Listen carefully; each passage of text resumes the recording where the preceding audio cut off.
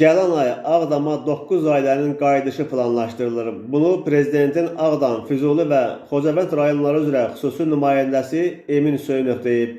O bildirib ki, böyük qayıdış proqramı çərçivəsində yaxın vaxtlarda Ağdama yeni sakinlərin köçürülməsi planlaşdırılır.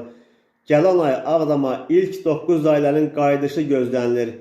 Bu, böyük qayıdış prosesinin növbəti mərhələsidir və hamımız üçün böyük sevincli xəbərdir, deyə Emin Hüseynov vurğulayıb.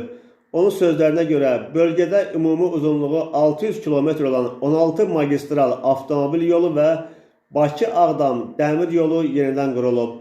Bir beynəlxalq hava limanı isə cəmi 8 ay ərzində istifadəyə verilib. Xüsusi nümayəndə əlavə edib ki, Ağdamda 3 kənddə artıq məskunlaşma başa çatıb. Təxminən 4000 nəfər geri qayıdıb. Bu insanlar doğma torpaqlarına qayıdıblar, evləri və iş yerləri var. Ən vacibi isə həyat artıq bərpa olunur. Hazırda bölgədə iqtisadi cəhətdən aktiv əhali 2200 nəfərdir. İşsizlik səviyyəsi isə 8%-dən aşağıdır, deyə Emin Hüseynov qeyd edib. Xüsusi nümayəndə əlavə edib ki, gələn il daha 300 ailə Ağdam şəhərində ikinci yaşayış kompleksinə yerləşdiriləcək. Hazırda Ağdam şəhərinin 4-cü və 5-ci yaşayış massivlərində də tikinti işləri davam edir.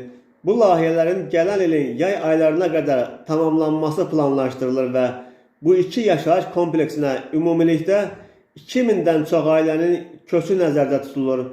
Ümid edirik ki, 2026-cı ilin sonuna qədər Ağdam şəhərinə 20 minə yaxın əhalinin köçünü təmin edə biləcəyik. Şəhərin baş planına əsasən 2040-cı ilə qədər şəhərdə təxminən 100 min nəfər əhalinin yaşaması nəzərdə tutulur.